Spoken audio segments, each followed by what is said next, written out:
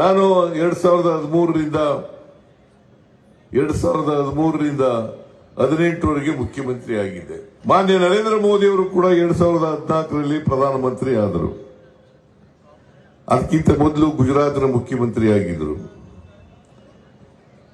ನರೇಂದ್ರ ಮೋದಿ ಅವರು 2014ರಲ್ಲಿ ಏನು ಭರವಸೆಗಳನ್ನ ಕೊಟ್ಟರು, ಎಷ್ಟನ್ನ ಈಡೇರಿಸಿದ್ದಾರೆ, ಇದನ್ನ ತಾವು ಅರ್ಥ ಮಾಡ್ಕೋಬೇಕು ಅಂತಕ್ಕಂಥ ಮಾತುಗಳನ್ನ ತಮಗೆ ತಿಳಿಸಲಿಕ್ಕೆ ಬಯಸ್ತಾ ಇದ್ದಾರೆ. ಒಮ್ಮೆ ಜ್ಞಾಪಿಸ್ಕೊಳ್ಳಿ, ನರೇಂದ್ರ ಮೋದಿ ಅವರು ಹೇಳಿದ್ರು, ಅಚ್ಚೇ ದಿನ ಆಯೇಗ ಬರ್ತಾ ಒಳ್ಳೆ ದಿನ ಬಂತೇನ್ರಿ ಬರಲಿಲ್ಲ. ನರೇಂದ್ರ ಮೋದಿ ಅವರು ಹೇಳಿದಂತ ಮಾತುಗಳು ಇದು. ನರೇಂದ್ರ ಮೋದಿ ಅವರು ಹೇಳಿದಂತ ಮಾತುಗಳು, ಒಳ್ಳೆಯ ದಿನಗಳು ಬರ್ತವೆ ಈ ದೇಶಕ್ಕೆ. ನಾನು ಪ್ರಧಾನಮಂತ್ರಿ ಆದ ತಕ್ಷಣ, ಬಿಜೆಪಿ ಅಧಿಕಾರಕ್ಕೆ ಬಂದ ತಕ್ಷಣ ಒಳ್ಳೆಯ ದಿನಗಳು ಬರ್ತವೆ. ಇಲ್ಲಿವರೆಗೆ ಒಳ್ಳೆಯ ದಿನ ಬರಲಿಲ್ಲ. ವಿದೇಶದಲ್ಲಿ ಕಪ್ಪು ಹಣ ಇದೆ. ಆ ಕಪ್ಪು ಹಣ ತಂದು ಭಾರತ ದೇಶಕ್ಕೆ ಪ್ರತಿ ಕುಟುಂಬಗಳಿಗೆ 15 ಲಕ್ಷ ಕೊಡ್ತೇನೆ ಅಂತ ಹೇಳಿದ್ರು. 15 ಲಕ್ಷ ಇವತ್ತಿನವರಿಗೆ 15 ಪೈಸೆನೂ ಬರಲಿಲ್ಲ. ಬಂತ ನಿಮ್ಗೆ?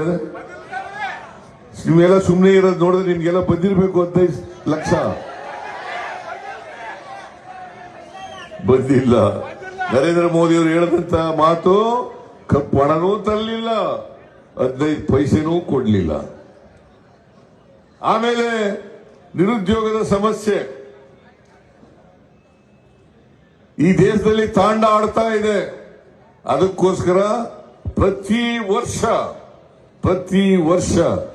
2 ಕೋಟಿ ಉದ್ಯೋಗಗಳನ್ನ ಸೃಷ್ಟಿ ಮಾಡ್ತೇನೆ, 2 ಕೋಟಿ ಉದ್ಯೋಗಗಳನ್ನು ಯುವಕರಿಗೆ ಕೊಡ್ತೇನೆ ಅಂತ ಹೇಳಿದ್ರು. ಇದು ಭರವಸೆ. ಇವತ್ತು ಎಷ್ಟು ವರ್ಷ ಆಯ್ತು ಅವರು ಅಧಿಕಾರಕ್ಕೆ ಬಂದು?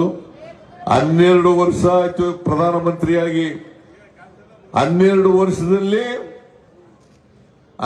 ವರ್ಷದಲ್ಲಿ ಎಷ್ಟು 24 ಕೋಟಿ ಹುದ್ದೆಗಳನ್ನು ಕೊಡಬೇಕಾಗಿತ್ತು ಯುವಕರಿಗೆ.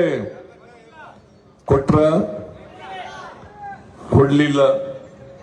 ರೈತರ ಆದಾಯವನ್ನು ದುಪ್ಪಟ್ಟು ಮಾಡ್ತೇನೆ,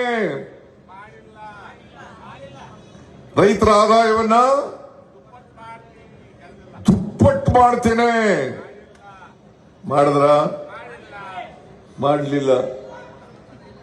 ರೂಪಾಯಿ ಮೌಲ್ಯವನ್ನ ಹೆಚ್ಚಿಸ್ತೇನೆ. ಅವತ್ತಿನ ಡಾಲರ್ ಒಂದು ಎಷ್ಟಪ್ಪ ಬೆಲೆ ಆಯ್ತಿತ್ತು ಅಂತಂದ್ರೆ 58 ರೂಪಾಯಿ. 58 ರೂಪಾಯಿ. ನರೇಂದ್ರ ಮೋದಿ ಅವರು ಅಧಿಕಾರಕ್ಕೆ ಬಂದಾಗ 58 ರೂಪಾಯಿ. ಇವತ್ತು 94 ರೂಪಾಯಿ. ಎಷ್ಟು ರಾಯರೆಡ್ಡಿ? 95 ರೂಪಾಯಿ. 95 ರೂಪಾಯಿ.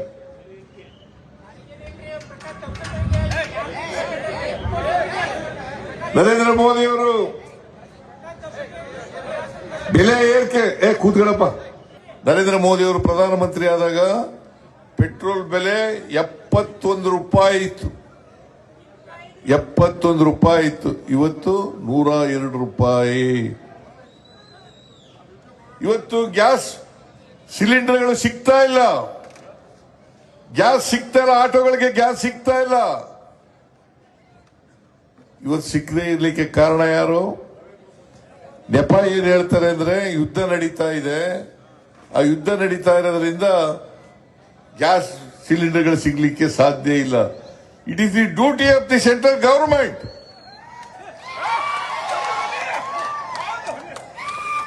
ಸೆಂಟ್ರಲ್ ಗವರ್ಮೆಂಟ್ ಎಲ್ಲಿಂದ ಅವರು ತಗೊಬರ್ಬೇಕಾಗಿತ್ತು. ಯುದ್ಧ ನಡೆದ್ರೆ ಯುದ್ಧ ನಡೀತದೆ.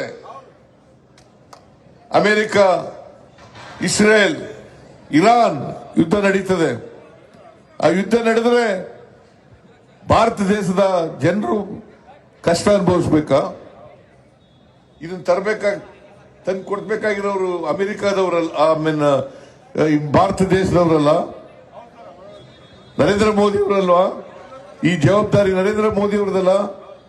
ಇವತ್ತು ಬೆಲೆ ಏರಿಕೆ ಗಗನ ಮುಟ್ಟಿದೆ. ಈ ಬೆಲೆ ಏರಿಕೆಗೆ ಕಾರಣ ನರೇಂದ್ರ ಮೋದಿ ಅವರು ಅಂತಕ್ಕಂಥ ಮಾತುಗಳನ್ನ ಈ ಸಂದರ್ಭದಲ್ಲಿ ಹೇಳಲಿಕ್ಕೆ ಬಯಸ್ತಾ ಇದ್ದಾರೆ.